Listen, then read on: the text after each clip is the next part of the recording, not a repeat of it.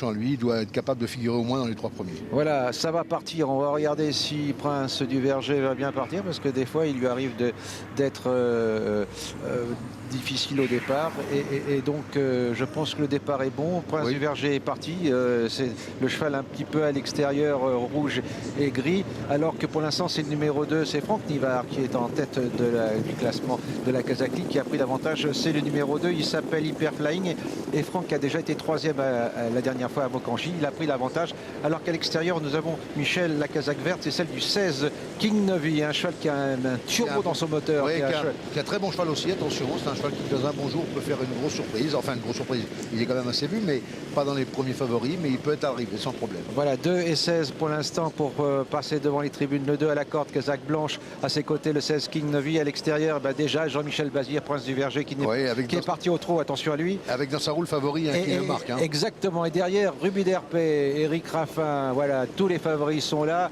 Et Jean-Michel Bazir fait le forcing, le numéro 15 pour prendre l'avantage, le 8 derrière. Et on voit un cheval qui fait un très bon effort, c'est le numéro 10, Cota Duchin, drivé par Anthony Barrier. En queue de peloton, nous avons Queen de Prieur et le numéro 1, BW Satellite. Nous sommes dans la descente, Michel, et là on voit que Jean-Michel Bazir a pris l'avantage. À ses côtés, nous avons Eric Raffin avec Ruby Derpé, à l'extérieur, Anthony Barrier avec Cota Duchin. Et on sent que la course roule assez vite. Jean-Michel a décidé de lancer la course sur des bonnes bases. Et on voit ce cheval venir à ses côtés qui va avec beaucoup de facilité. Lui aussi, c'est le numéro 10. Le numéro 10. Alors qu'à l'extérieur, on voit que sur un deuxième rideau, nous avons le 11 Ribellinos, drivé par Bernard Piton. Voilà, nous allons maintenant aborder les derniers 1500 mètres avec toujours le 15 Prince du Berger à l'extérieur, Cota Duchin à l'extérieur, le numéro 11 Ribellinos qui fait le forcing. Derrière, nous avons Prodige de Bave, drivé par Pierre Lévesque. Et où est le favori? Et Michel, il est bien. Il est bien. Il est dans Kazakh blanche avec du bleu. Oui, en deuxième ligne, si je puis dire. Derrière 3 chevaux qui ont une chance. Donc il peut choisir son dos. Vous voyez, personne ne vient à sa droite. On va très vite. Ça va très vite. On voit Bernard Piton qui provoque de nouveau. Il bagarre pour venir en pole position. Mais il va peut-être laisser des plumes. Il n'a pas eu un parcours extraordinaire jusqu'à maintenant. Et on voit le favori qui s'est légèrement décalé, qui ne veut pas se faire piéger. Donc qui va maintenant passer tranquillement à l'attaque. Et on le voit avec beaucoup de facilité.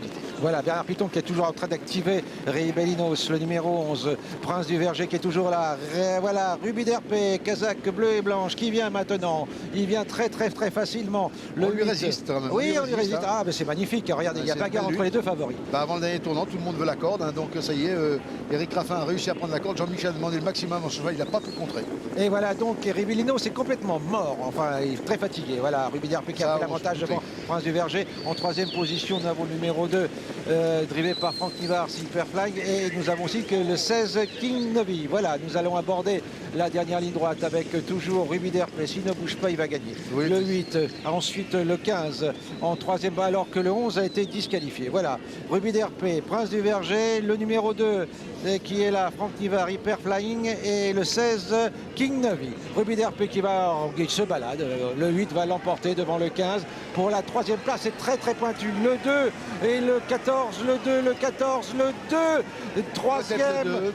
Après, nous avons King Novi et après, nous avons peut-être le 14, c'est-à-dire René de Monvril. Mais c'est très pointu pour la 3e place, alors que pour la victoire, eh bien, encore une nouvelle fois, grande balade de santé de ce Ruby Derpé qui s'est vraiment baladé. Il n'y a pas eu de course. Voilà, il est venu, Michel. Ah oui, il s'est baladé, il s'est promené. Il est venu quand il a voulu. Il a forcé le train. Alors, on regarde pour la 3e place, Michel.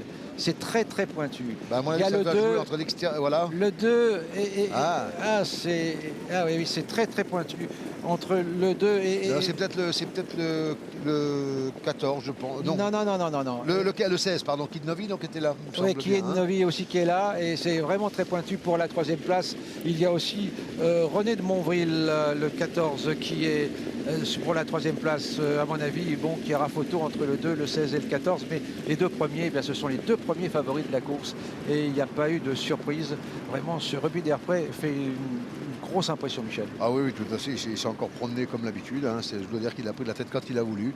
Dans cette catégorie-là, pour l'instant, en tout cas, il n'y a personne pour l'inquiéter. Et on l'a vu l'emporter vraiment très facilement.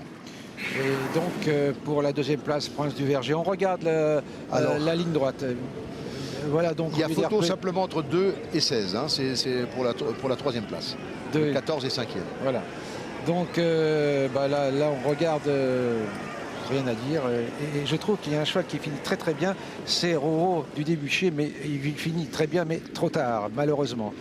Donc photo pour la 3e place, et c'est le 16 qui est 3e devant le 2 et le 14. 8, 15, 16, 2, 14, c'est l'arrivée de ce quintet avec encore une très belle victoire de ce Ruby d'Herpé.